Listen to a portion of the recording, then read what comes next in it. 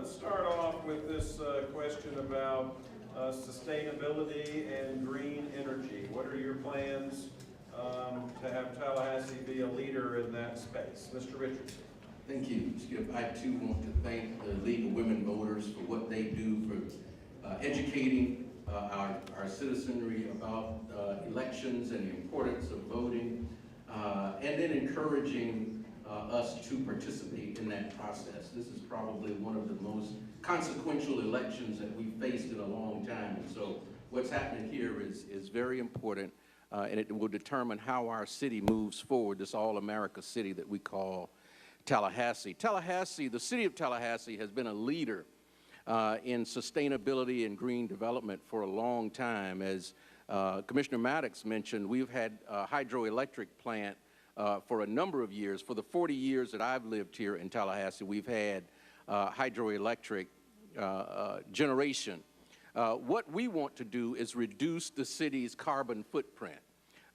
You know, if anybody, well, I'm sure all of you have suffered through these excruciatingly hot and humid summers, and I understand it's the same way up north now these days.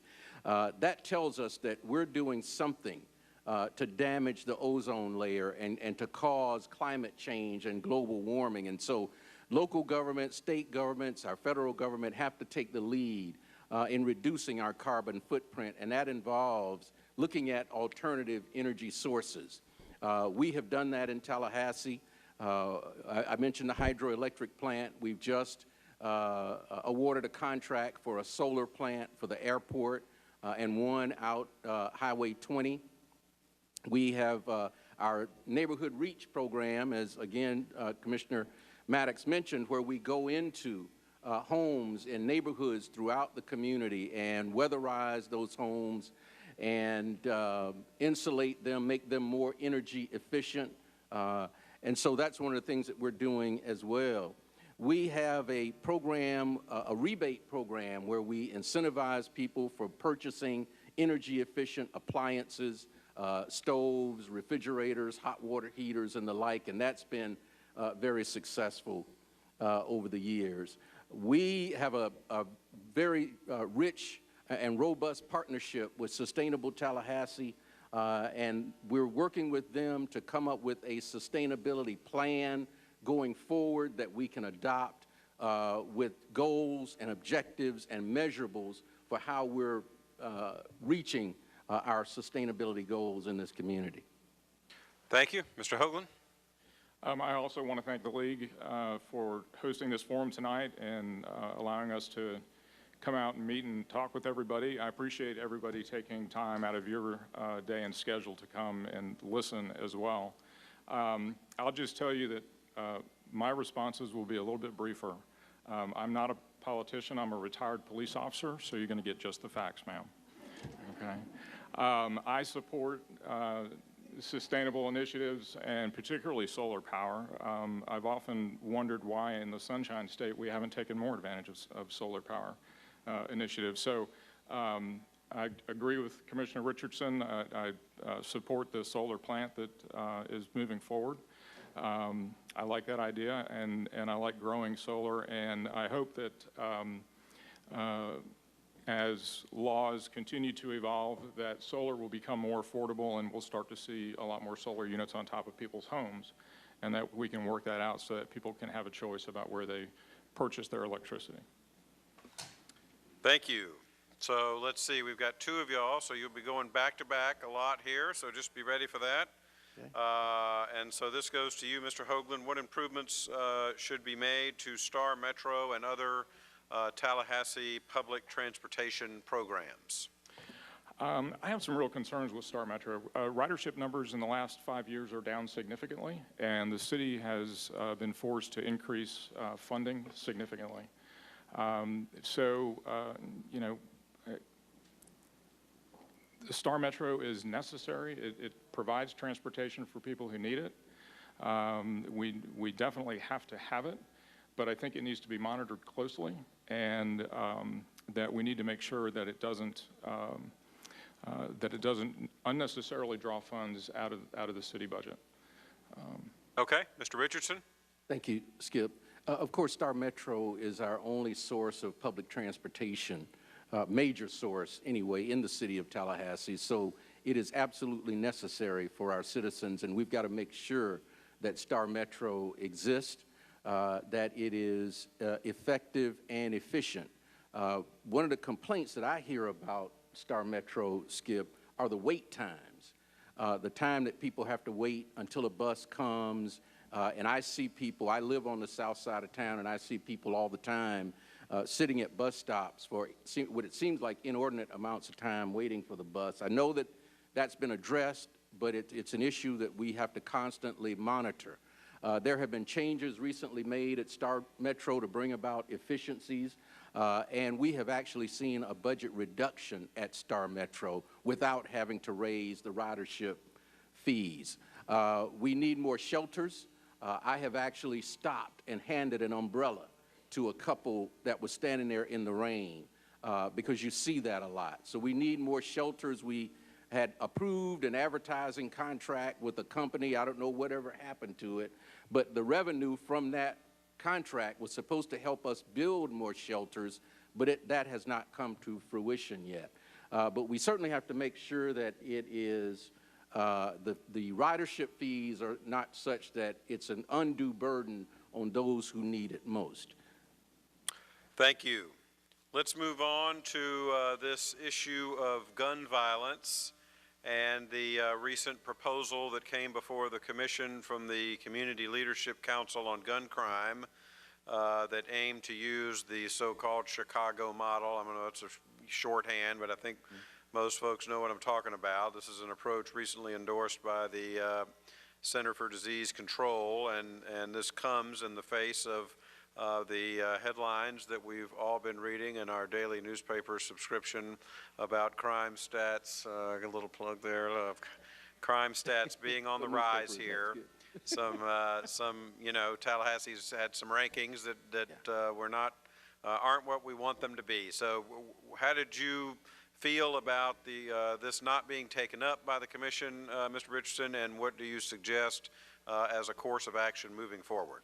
Well, certainly, Skip, the violent crime issue, particularly gun violence in our community, is not something any of us are proud of, and we take very seriously, and it is a top priority not only of local government, but our citizen-led groups as well, including the Gun Violence Council.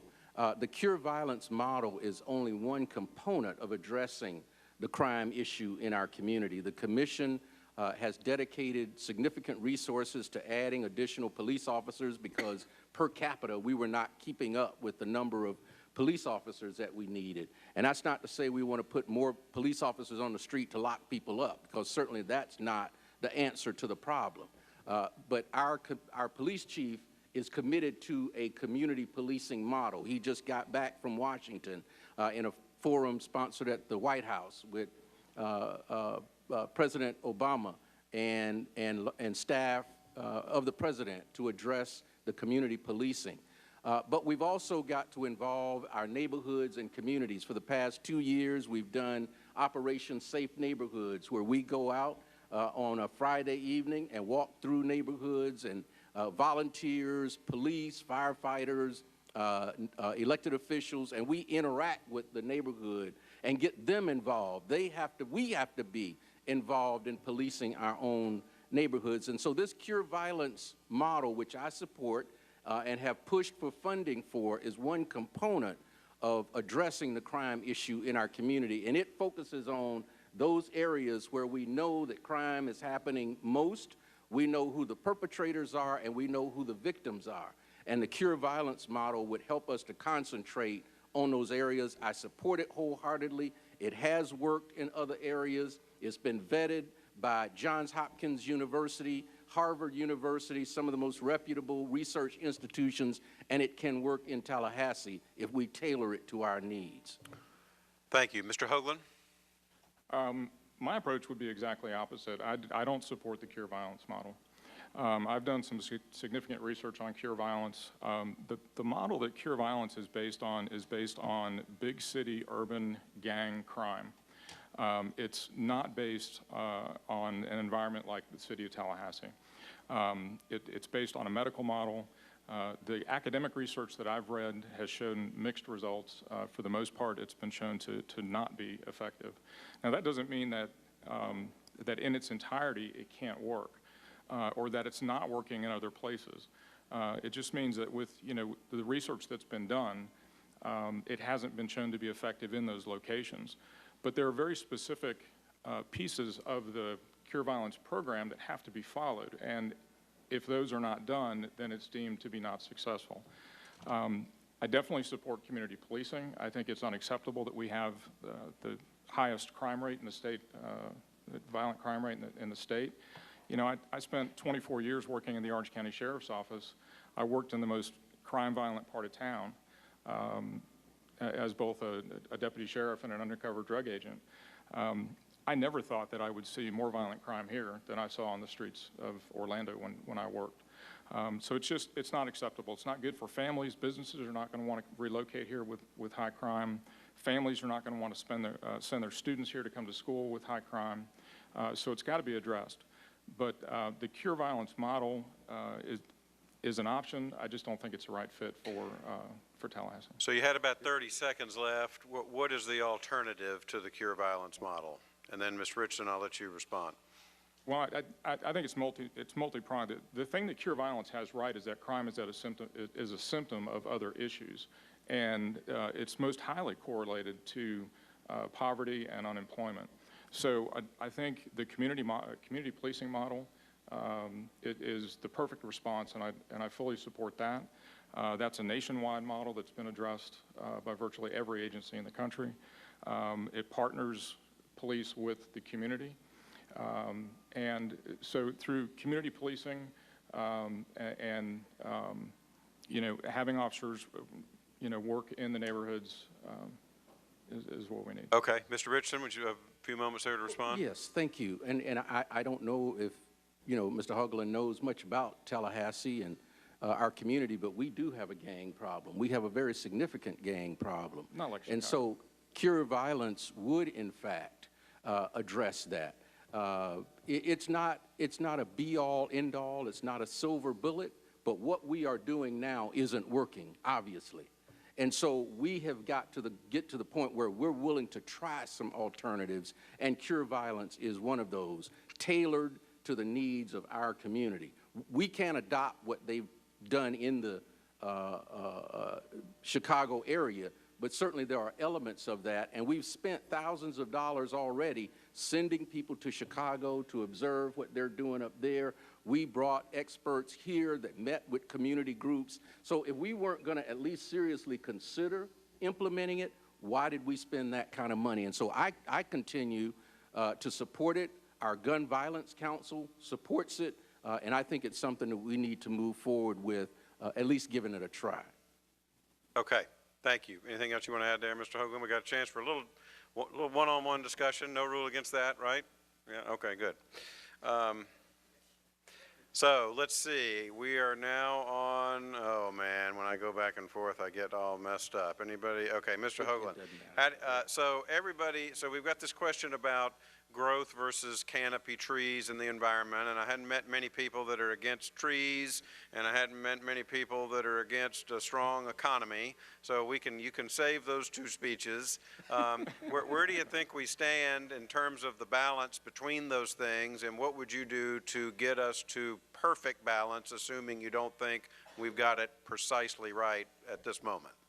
It took my thunder. I'm an avid mountain biker, and most days I'm out in the woods, and I've wrapped my bike around a few trees, and I've hugged a few trees, and I love our canopy roads. Certainly the canopy roads are part of the character and the fabric of Tallahassee, and we've got to do everything that we can to preserve them.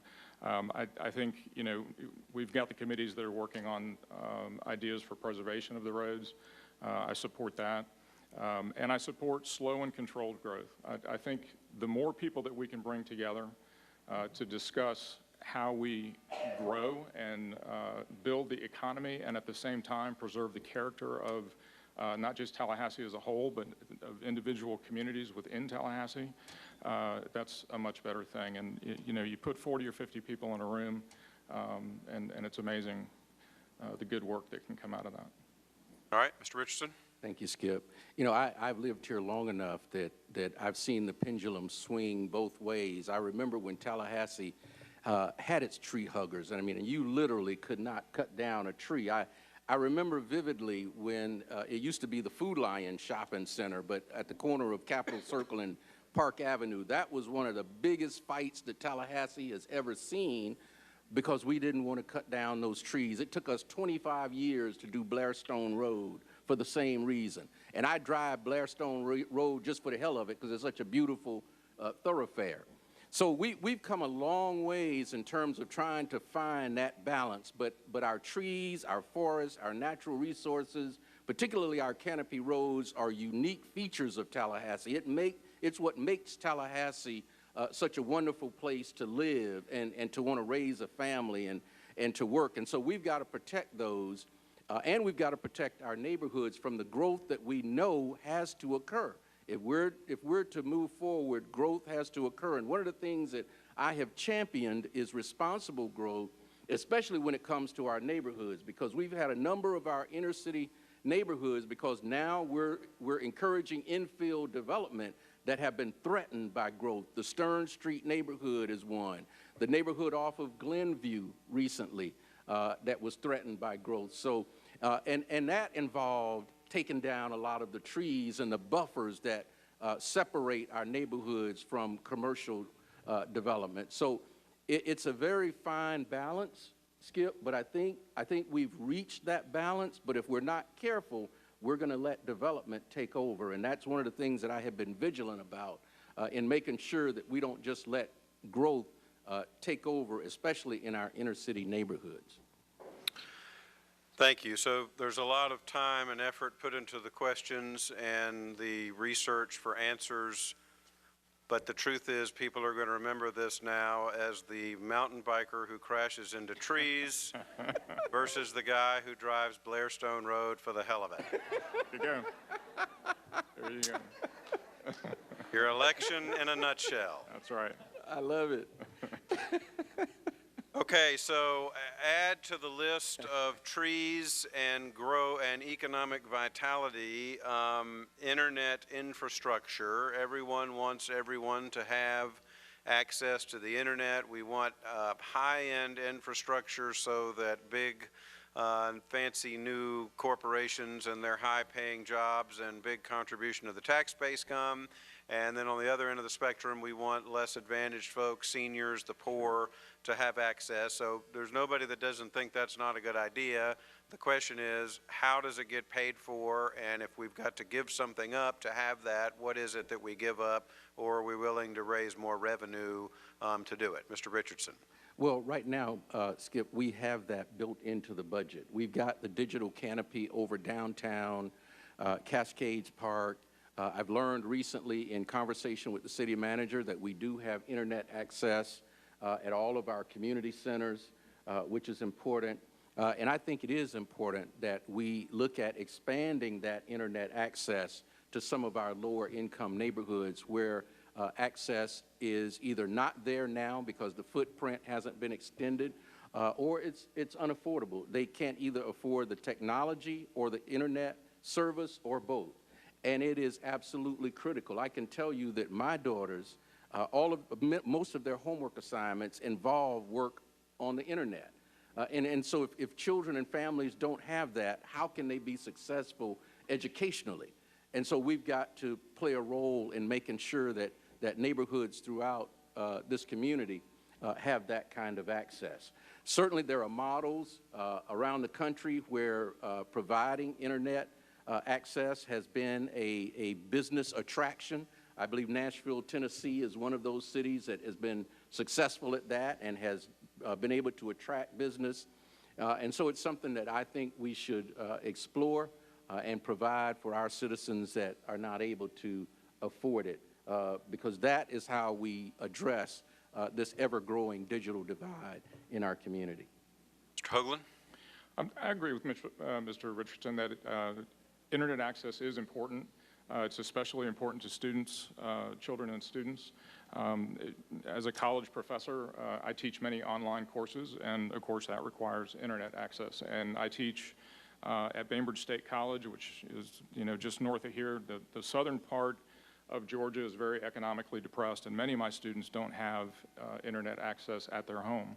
And they find it very difficult. I've had students who have completed homework assignments on their cell phone. So that's difficult. Now, with that said, I would take a very slow and controlled approach.